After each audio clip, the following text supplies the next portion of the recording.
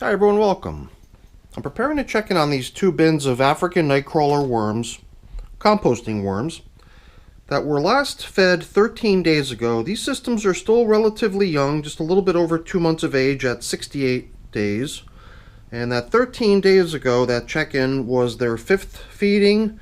So today, I'm coming in here with a pretty modest feeding number 6, but the feeding is a little bit modest because I think I'm going to go super generous on bedding. We made a comment last time too about how that system seems to be burning through its bedding. So to make sure I'm not stingy, I've got my prepared bedding set up over here, puts itself within reach, easy reach from the bench where we're going to be working to get around to feeding these little guys.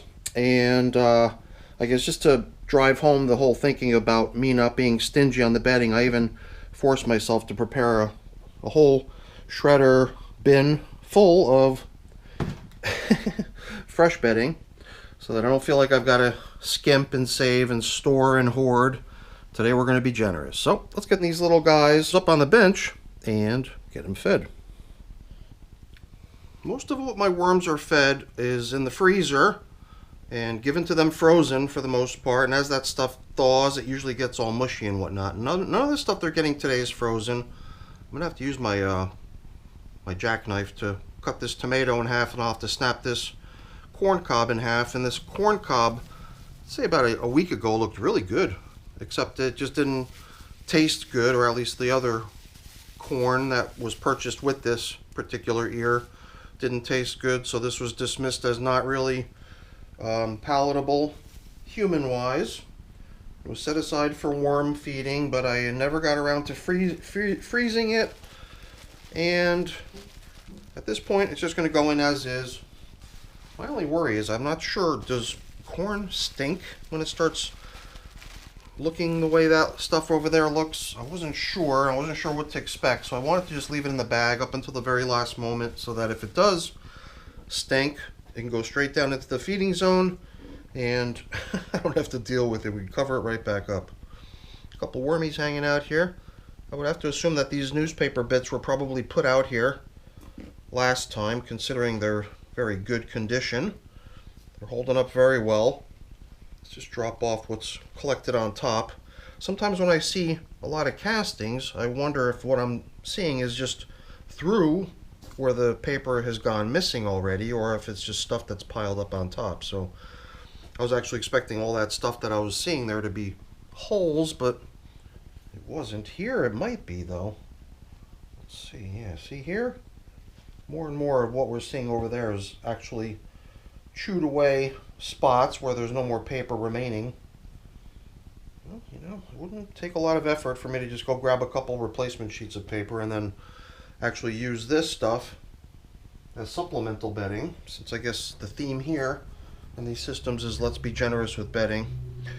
I think the stuff that we gave them last time was just an assortment of different frozen vegetables or whatever, cuttings from the kitchen, that odds and ends assortment of various stuff. And what I'm already bumping into are some of the older leftovers lingering in this system from feedings gone back, possibly from the very beginning, possibly the first or second feeding. Because we've got some things that I refer to as corn cob spheres. So somehow these systems have become the corn cob or corn worm bins of mine. Because today they're getting even more. But yeah, these spherical pieces was the result of me trying to grind up corn cobs for a little experiment, just to see if I can grind this stuff up to make it break down more quickly in the worm bins. Because I guess corn cob is just famously slow in the worm bins. And there was just all these weird spherical chunks of corn cob left in the little mini blender. They just wouldn't grind down. They would just spin, roll around inside the blender. So those pieces just looked so unusual, this collection of spherical corn cob bits, that I ended up putting them away. But they were starting to get nasty, so it was at that point I decided, you know what, let's give it to the worms. And these guys were the lucky recipients of my almost 1-year-old moldy spherical corn cob bits. But some of these other pieces are not spherical pieces. These are actual chunks of corn cob. And, well, today each system gets half of a corn, ear of corn in this case. It's not just the cob, it's going to also include the actual yummy corn. So as I excavated there, I was definitely finding, leftover bedding, but we were quite generous. And since these African night crawlers were so prolific with their consumption and breakdown of their bedding that I think even maybe the thumbnail of the last video, or perhaps even the title of the last video, made direct reference to the bedding being burned through. So I think these little guys will appreciate a nice hefty portion of bedding.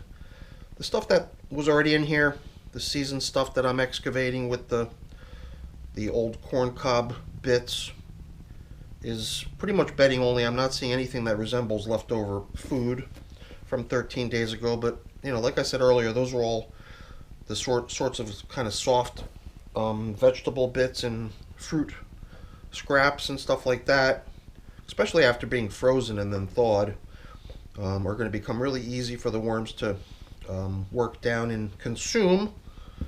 A lot of times it's the bedding surrounding the foods that you give them that needs a little bit more time. But well, African night crawlers kind of have a reputation, of really liking their bedding. But a lot of times I don't really go too much out of my way to try to tailor feedings specific to this type of worm or that type of worm. I have kind of a one-size-fits-all mentality in most cases when I'm feeding. But I'm glad that I sort of called myself out on the whole thing last check-in, telling myself, even in the video, hey, buddy, you got to make some extra bedding so you could be super generous with these little guys and give them what they like. So here I'm going to just split up this torn up top covering newspaper that was out on these systems. This will make for a bedding that the worms will definitely probably consider more as food than bedding at this point. Nice seasoned stuff that's been in the system for a week now, and I shouldn't be so paranoid. I don't know why. Sometimes you just kind of get a little surprise of how certain things smell if you've never experienced the smell of certain things. Like I remember the first time I smelled what rotting mushrooms smell like, or rotting potato. And if you've never experienced those, then definitely don't go out of your way to try it, because you'll question why the heck you did it in the first place. Because it's very, very stinky. So, what am I seeing? Oh my goodness. I'm starting to have second thoughts here, Somehow, something must have gotten onto these ears of corn, because I see larvae. These must be the larvae of some sort of a flying insect. So you know what? Before I drop even any more of these down into my worm bin, plan B is going to be that stuff is going out into the compost barrel, and then these little suckers can duke it out with the rest of the wildlife that lives out there. And I'm not going to use this as indoor worm food. So, well, good. I'm glad I didn't really distract myself with too much jibber jabber, and I'm glad I looked close enough to observe that this is not going to be a good food item. So, guess what? Today it's a half a tomato and a whole bunch of bedding. That's going to end up being their feeding.